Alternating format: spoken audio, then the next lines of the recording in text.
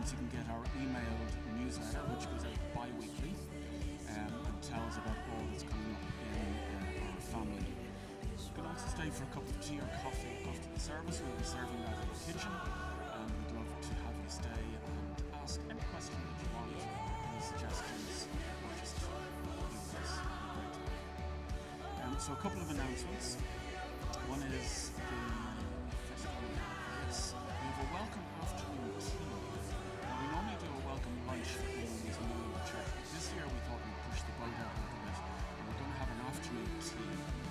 Anyone who knows an afternoon tea, maybe in the Shelburne you pay €70 for this, but in Holy Trinity it's going to be free. It's on Sunday the 26th of April, and it's at 3:30 in the afternoon, and that is two specific reasons. One is to let those oldies go home and have a kip after the service so they can come back refreshed, but it's really for to let families go home with their little ones and so they can come back but it's for newcomers, whether you have a family of young kids or we'd love to see you with us. It could possibly be over in the rectory in Coromdale, or it may be here depending on the numbers. So just let us know if you can. There'll be a sign up on the website, so that's more a save the date. I know it's over a month away, but Sunday the 26th of April. Second thing is our Holy Week running order. So Holy Week starts, the services start on Wednesday the 1st of April. It's a 2 p.m. communion service, which will be a reflective traditional communion service. The afternoon there at 2. On Thursday we have a lovely evening called Monday Thursday, and we'll have a meal here in the main church building. That's at 6:30, and there's a sign-up sheet out the back which you can put your name on, but it'll be also up on the website. That's a meal where we come and we had something like 110 at it last year. It was a fabulous meal together where it's contemplative, it's a community event, but we will end up by what's called stripping the altar, which means taking these beautiful cloths off, and we will be left at the end of the evening with just the bare wooden altar. And we're going to turn the lights out, and after the altar has been stripped, we're going to process out in silence in the darkness, reflecting on what's going to happen the following week, which is Good Friday, and celebrating and remembering the death of Jesus. On Good Friday, there is, this will be a little more contemporary. It's again at 2 p.m. and it's an hour of the cross on Good Friday, so it can be a little bit more upbeat with some good music, and it's a great service to come to. And the same day, which is a little bit conflicting, there is, it's called the Way of the Cross. Let me get this right. April the 3rd, Good Friday, from 12 p.m. to 2 p.m. there is a walk which happens every year. It's called the Way of the Cross, and it starts off at the Lutheran Church on Adelaide Road, which is just opposite the Ioneer Hospital. And it's an ecumenical walk from people from different faiths, and it will walk for the 2 hours, and it'll end up at the Catholic Church on the main Rathmines Road just before you come to the canals. So you do well now to get from the end of that to here by 2 p.m. So anyone that has their jogging shoes on, it'd be great to have you both, but that's just a second option for you on Good Friday. And then on Easter Sunday we have one service. There is a communion service at 8:30, but at 11 o'clock we'll be having a joint service between the 10 o'clock congregation and the 11:30 congregation for a celebration of our risen Saviour Jesus. So please don't come at 11:30 and start the service. Please come with us. And I think that is it. Yes. So we would. Kids are going to go out in a couple of minutes, but we believe giving is part of our worship in our family here, and we're going to pass the baskets around in a minute. If you're a visitor and you're not prepared to give, that's fine. Just let the baskets pass. But if you want to give some cash, there'll be baskets going around. And we have a little bit of liturgy that we say just to focus our minds. So let's say this together. Lord, everything we have comes from you, so we respond in worship by giving these gifts in our lives to you, to the glory of your name. So So we have a couple of minutes break. The kids will go out to their classes. We'll pass around the baskets, and if you want to chat to the person beside you and ask them where they're going on their summer holidays, if they have them planned. There's a conversation opener for you. And then Scott will come to us.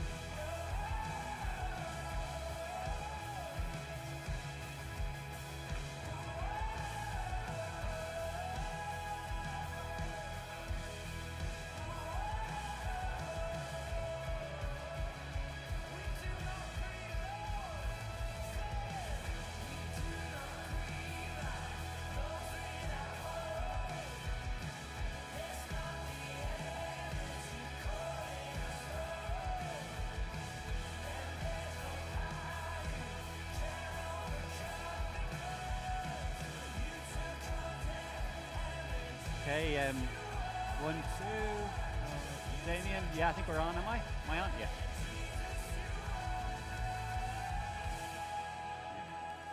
I'll invite you to draw your conversations to a close.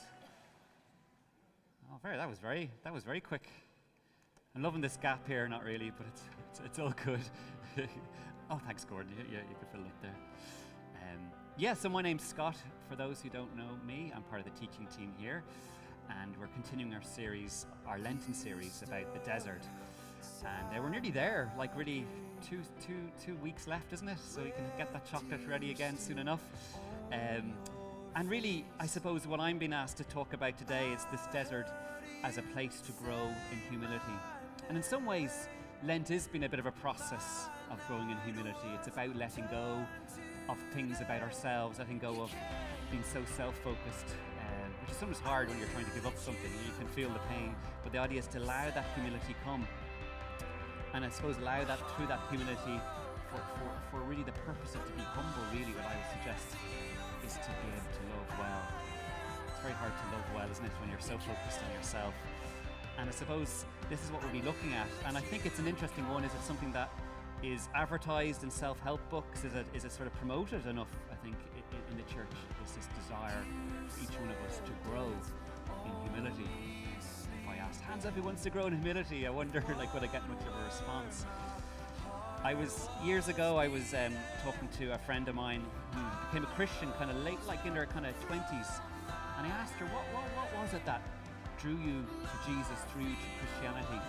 And she said, it was getting to know a lot of these friends of mine that are Christians. She said, but the thing was, what really drew me was the humility that these guys had. So interesting. It was the humility that she sensed of other people who were following Jesus, towards Jesus. And it always sort of struck me about that, the power of humility, the importance of humility. And I'll just be looking a little bit about what is humility, because it's sort of a tricky one to define and to figure out and to challenge us in that. And then we'll be looking at kind of how the desert plays a part in that as well. So what is it not? It's not putting yourself down. It's not saying, oh, I'm terrible at everything. Oh, I'm rubbish. You ever ask someone, especially an Irish person, oh, you're so good at it. Oh, no, I'm awful at it. No, you're really good. Oh, I'm terrible. And you're like, oh, okay. And that's not what humility is. Neither is it not thinking you don't matter. Oh, no, I'm not that important. No. Again, we know that's not humility. That's not attractive relationally to when somebody's like that. Equally though, like, humility isn't about sort of holding back or hiding your gifts or your talents. I really struck with that parable of the talents, and Jesus talks about, well, I think that parable is really about the person with the one talent. Because the person with the 10 talents is able to invest and express it, and the person with 5 hidden away. And I'm in praise. Sometimes I feel like I'm the person with one talent. Humility isn't that either. It's not hiding away your gifts or you're expressing yourself and hiding your gifts. And one of the best quotes, which I quote lots, and maybe you guys have heard about it, is C.S. Lewis's quote, that humility is not thinking less of yourself, but thinking of yourself. There's a subtle difference in it, so it's not pushing yourself down. So that would mean that sometimes by saying, oh, I'm not good, in some ways you are thinking too much of yourself. You're too self-conscious, you're too wrapped up in how people think of yourself. So it's almost like humility is almost like a freedom. You're not constantly thinking about yourself, you're just thinking of yourself. And Paul, in his epistle to the Philippians, this very famous chapter 2, all about Christ's attitude to humility, but he starts with this advice of how to do church, how to do community. He says, do nothing from selfish ambition or conceit, but in humility regard others as better than yourselves. Let each of you look not to your own interests, but to the interests of others. So do nothing from selfish ambition. And when I looked at the Greek word, I can't remember what it is now, but a lot of the times interpreted as strife. So this idea that it's like, don't trample over people for your own ambition. Don't push through and put people aside so you can get ambitious. Be ambitious. Be ambitious for your life, for your family, for the kingdom, but not selfish ambition, not to the point of creating relational damage along the way. So don't do stuff in that context. Don't keep thinking about yourself and how this is. And conceit is this sort of, the old King James uses the word vain glory. It's this empty glory, this sense of like thinking you're better than yourself. And that's why worship is so important, because we remind ourselves who we really are in the great cosmos of great godness of God. Yeah, look, I'm just a small person, but God is so great. Even the great psychoanalyst Carl Jung would have said that we all need, human beings to be healthy, need what, I think he had a phrase like a transpersonal other. He had a sense that to be a human, healthy person, you need to know that there's something bigger and more significant in your life. So then, sort of the opposite of humility is this sort of pride, which is almost like an over-preoccupation with yourself. And I was coming across this a few weeks ago in my readings in Luke, and Jesus sort of talks about this sort of opposite to humility. And in Luke 20, he sort of says this about being aware of this attitude. He says this, beware of the scribes who like to walk around in long robes and love to be greeted with respect in the marketplaces and to have the best seats in the synagogues and places of honor at banquets. They devour widows' houses and for the sake of appearance say long prayers. So Jesus is saying here, beware of this attitude, beware of this mindset who seeks one's worth from what others think of you. Beware of that attitude. That if you're starting to just subtly and especially in our culture nowadays, it's all about how we get a sense of our identity worth from what others think of us. Beware of that. See, this is not humility, because what it's doing is every interaction, every experience, from the clothes you wear to going about your businesses and your workplaces, to going to church, to going to events, all this, you're doing it in the context of, well, how does this make me look? How does it feed into me? Again, this is the opposite of humility. And notice that Jesus, in this, he sort of says that this involves this person, this attitude, this sort of scribe attitude always involves the audience of someone. in everything they do. Long robes, as I said, public greetings. And what I think is really interesting as well, and you can see how all these have different types of how we get our worth. So we got this first one of your image. Do we get our worth, our sense of self, through our image? You know, how do we look in our long robes, whatever that looks nowadays? Mine's down the back there, actually, in the in the room there. And love to be greeted in the marketplaces. Love, how do we get our worth through a reputation? You know, people respecting us. Respect is really important. Or the best seats in synagogues, you know, worth through our status, our positioning. You know, how am I? Do I find myself comparing and contrasting all the time in social situations?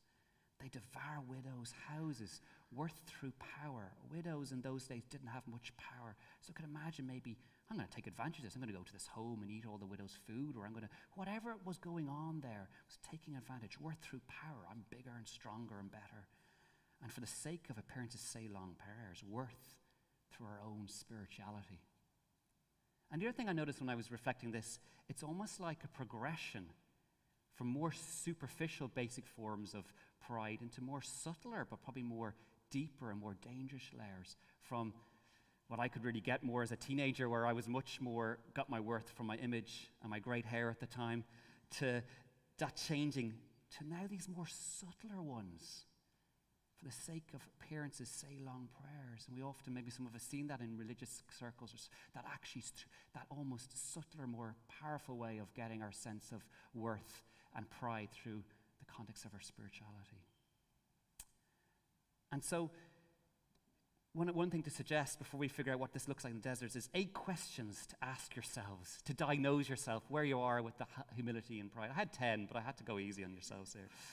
But these are questions, and they're not like, they're subtle enough. They're not like, this is a sign of pride or humility, but they're purposes of these reflections, just like Lent, to get us thinking about our hearts, to get us thinking, what's going on? Maybe I'll ask the Spirit to just sort of highlight 1 or 2 that feel this is interesting. So, first question. Can I celebrate without comparison? Can I celebrate without comparison? So when you see a friend or a family member doing well, what happens?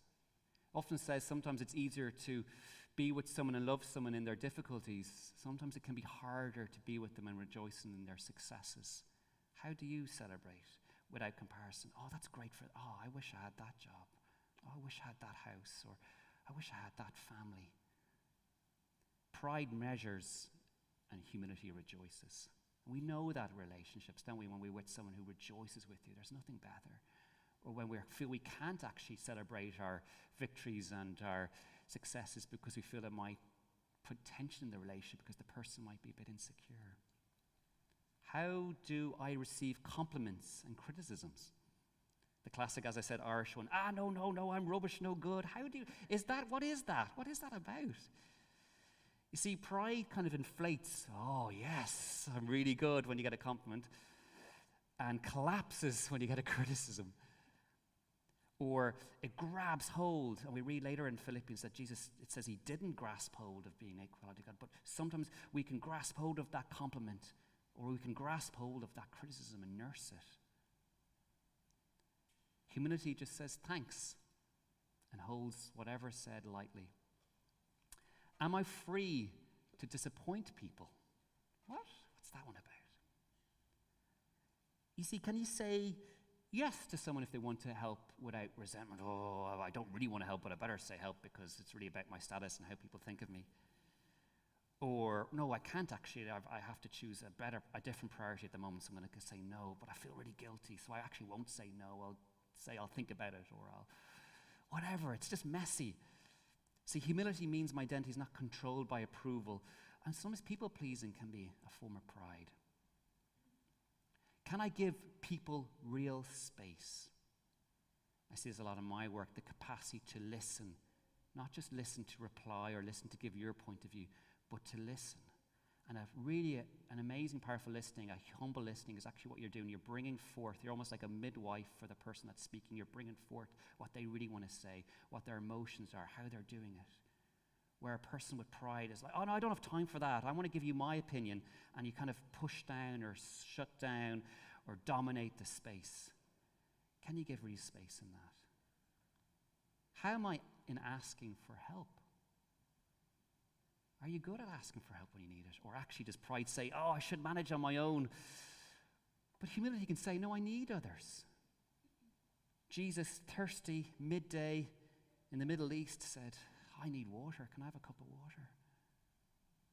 Do I hide my needs? Do I struggle to depend on people? A few more. How do I treat people with less power? We talked about that image of the scribes, that attitude of devouring widow spoons. I remember often, while I used to work in a kind of addiction center, and it was really interesting. Some people, they would be so respectful to the consultant and some of the important doctors. They're like, these people treat. And then you see how they treat the cleaner, or see how they treat the nurse on duty. It was very different. And it always struck me that was a real sign of someone's heart, their ego and their pride, how they treat young people. I always still have that image years ago of Rob, the rector of this church, with my younger kids, and they were chatting away to him, and he actually physically went down on his knees. You ever see that with an adult? So they're face to face. Even that physical habit of leaning in. I have time just for the little kid, just as much as I have time for the archbishop. How quickly can I say I was wrong? Pride defends. Pride gives context and justifies. There's time for that, of course.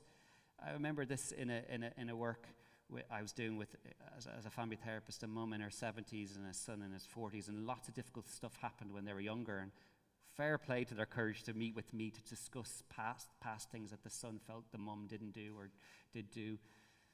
And she just kept interrupting him because she kept giving that justification because she was feeling hurt.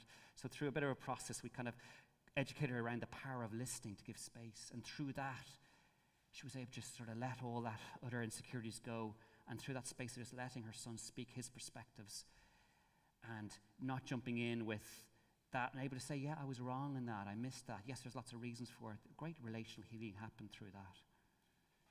Finally, how willing am I to speak or stand up when needed?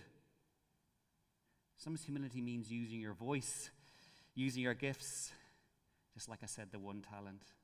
So just some questions to think through around that and reflect on. So how do we grow in humility, if that's still something you guys are interested in, through the desert? Well, we pick up Philippians chapter 2, verse 5, where Paul then says, don't do this out of selfish ambition and conceit. Here's how you should do it. Here's the attitude, the mindset, not of those scribes, but the attitude of Jesus. Let the same mind be in you as was in Christ Jesus, who, though he was in the form of God, did not regard equality with God as something to be exploited or grasped. He but emptied himself, taking the form of a slave or a servant, being born in human likeness and being found in human form, he humbled himself and became obedient to the point of death, even death on a cross. So it was just a couple of phrases to pull out of that, of this attitude of how to sort of build humility, how to build that humility muscle that we can use an example from Jesus. See, the desert, he emptied himself. The desert, in some ways, not necessarily a physical place. Of course, we can go off on retreats and away from our busy lives, but it's also an attitude in our day-to-day lives, a kind of attitude of this less focus on me. And I have a little object lesson here, as I often do. Very simple one. I was doing the kids' group last week, and I used it there, kind of, so I'll do it. So this idea of emptying yourself, it's like the problem with sometimes that could be like, let's say this is a human being, is that if we're so self-focused, we can just fill ourselves up to the brim with trying to be busy so we look successful, trying to fill ourselves up so we feel like our self-worth is to the brim. Now, I've just so focused myself. And then a need comes along and we have no more capacity to love somebody. And so what Lent is a process of emptying ourselves, just like Jesus emptied ourselves. Bit of spillage. So we have a bit more capacity. That's what humility means. It's that we're a little bit, that's the purpose of it. Again, Rob spoke at the start, the purpose of Lent, the purpose of these talks is not for ourselves, it's so that we have a bit more capacity. We learn things. We learned from Colin how he gets away every Monday, walks, just him and God, to empty a bit of himself. What do you guys do to help empty yourselves? So Jesus, he had divine man, he emptied himself so there was more space, so he could be on this earth and have all the time. And anyone who would meet with him probably just felt they had the time. Isn't it lovely to meet someone like that aren't busy, that they're present, that have created the conditions in their lives to let go and have less in their lives so they have more for others. That's what it means to be emptying ourselves. And like the desert can be a time where we can choose to do these things. And that's really important. Conditions such as we've learned about silence and solitude, of Dylan's talking about self-denial, of prayer, all these things to empty ourselves. But also, unfortunately, but that's life, the desert will come to us whether we choose it or not as well. As a parent, when you become a parent first, or as a mother, it can feel a very spiritual desert where all your focus is on someone else, not on you anymore.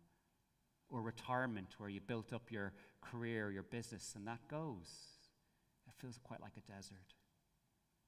Or bad news, or just the reality once again that you know that you're not really in control of your life, even though you felt like that for a while. Unemployment, bad news. And so whether we choose it, and that's important, or whether it comes to us, God will use it to empty ourselves, to humble ourselves, so we have more space for others. Taking the form of a slave. Jesus wasn't a slave, but he took the form of it, and he gave that amazing example of washing his disciples' feet. And we've been following the Desert Fathers, and I'm going to slightly cheat. This wasn't quite a Desert Father, but in a way he was an example of a Thomas A. Kempis, who wrote a book called The Imitation of Christ. He was a priest in the 1300s, and he created a monastic desert life in some ways. But he was most well known in this, doing the simple things of life. He devoted himself less to big preachers like this, to in front of people. He was more of a background man. He realized that washing dishes, doing chores, cleaning and guarding the monastery was how he lived his life, an unexceptional life. But he used to write little kind of diary entries and different things. And then eventually someone collected it after his death called The Imitation of Christ. And he had a quote that he said this: to take the form of a servant, he says this: to love, to be thyself unknown, to love yourself unknown, to kind of be okay with yourself in the unknown, in the unseen, and to be counted for nothing. This was his way of how he felt he would live the imitation of Christ. And so to take the form of a servant is to step out of that status-seeking need for recognition and position. And the desert, whether we choose it or we don't choose it, will dismantle that at times.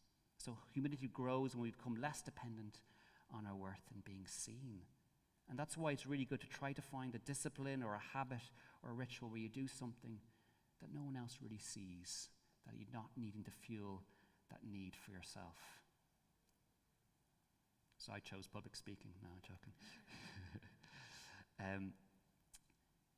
And then it says he became obedient. Oh no, so it says he humbled himself, which is really this process of emptying and service. And because in the desert, where we go out and retreat or where we cut things off, the only audience we have is God. And that is humbling, isn't it? That is very humbling. We see our limits, we see our needs, and I know when Gillian and Dave Faulkner spoke about their time out on their trips down the Arctic, just that majesty, the bigness of God, that can humble us, can't it, as well? Whatever that looks like, to create those spaces to humble ourselves. And then he became obedient. I don't know about you, I don't like the word obedient. It's a bit old school and harsh. It reminds me of 80s parenting, but that's maybe just me. But it's actually a trust and surrender to a God who loves us. That's what obedience is. I was watching an old school movie last night with my two girls, The Day After Tomorrow. It's like when the whole world becomes frozen again because it's kind of global warming, and it was all very exciting. I was like 20 years old. The graphics still hold up. But there's this lovely scene because of the sun, and he's trapped up in New York where it's getting more and more freezing, and it's getting more and more dangerous. And his dad, who's a climatologist, and he's trying to warn all the government people that the end is happening. They don't believe him. But he manages to talk to his son between kind of power outages and the whole kind of civilization's breaking down. And he's saying, just one thing, son, you got to obey me on this. Just don't leave the building. temperature's going to drop, and if you leave the building and try to go south, you'll die. And he's like, okay, Dad, okay. So then they're all freaking out. So everyone decides, let's leave. There's a group of them in this library in New York. Do you remember the movie? It's quite a good movie, yeah. And I was watching it last night, so this wasn't prepared. But it was really struck me when most of them left, but a few stayed behind because they were all like, no, we have to head south. If we stay here, we're going to die. He says, no, my dad told us. He's a climatologist. We need to stay. So they left.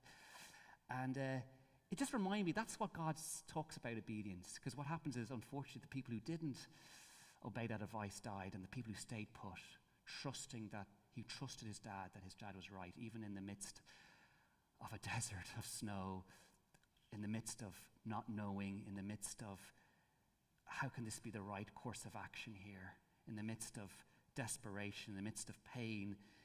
He said, no, I'll trust my Father. He knows best.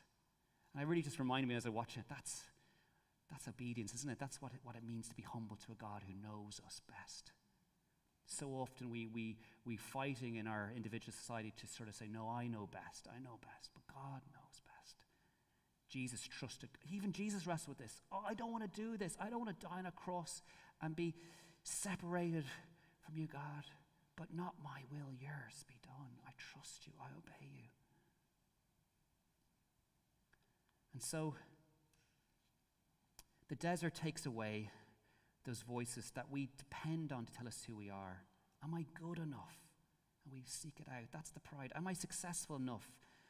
Am I helpful enough? Am I liked enough? Am I respected enough? All these, one or two might resonate with you as a personality. Some don't care to be successful, but they really cared about being helpful. Some don't care about being helpful, but they really want to be liked. We all have one or two of these that are our personalities. But when we go to the desert, or the desert comes to us, that gets stripped away. But we're asking ourselves, like, who am I?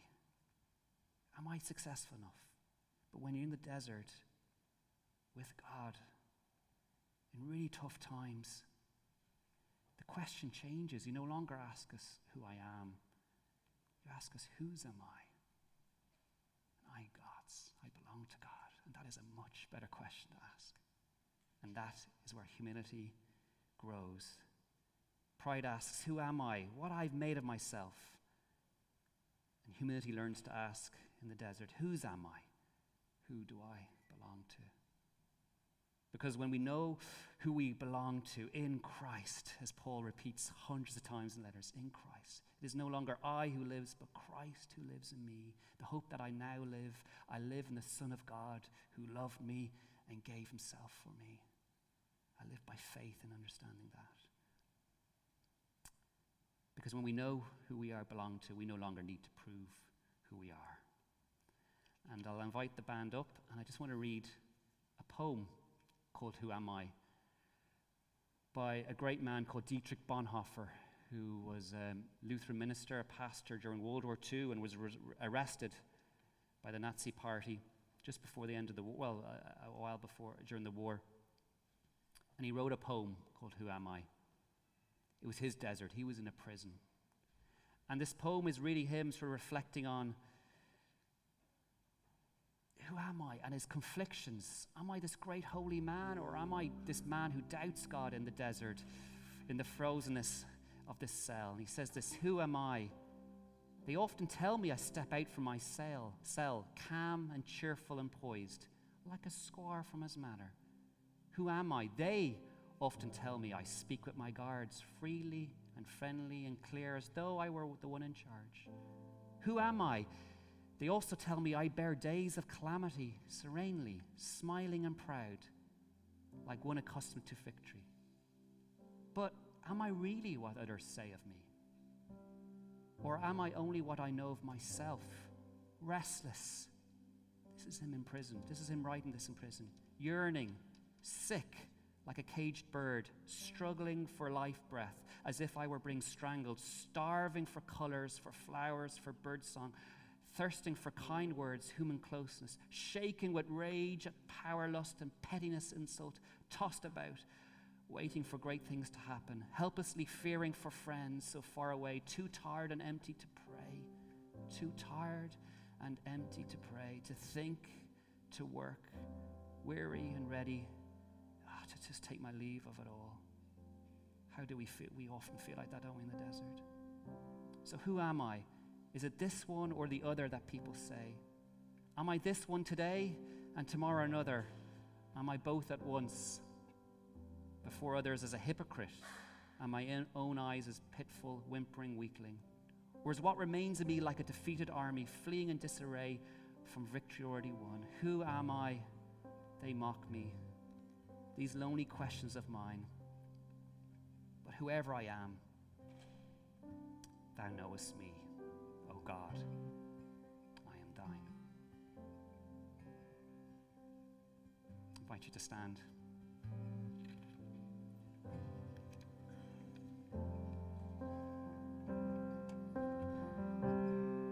Jesus, when we surrender to you, we obey you and trust you, when we have our worth in you, we bow to you, we find our rest.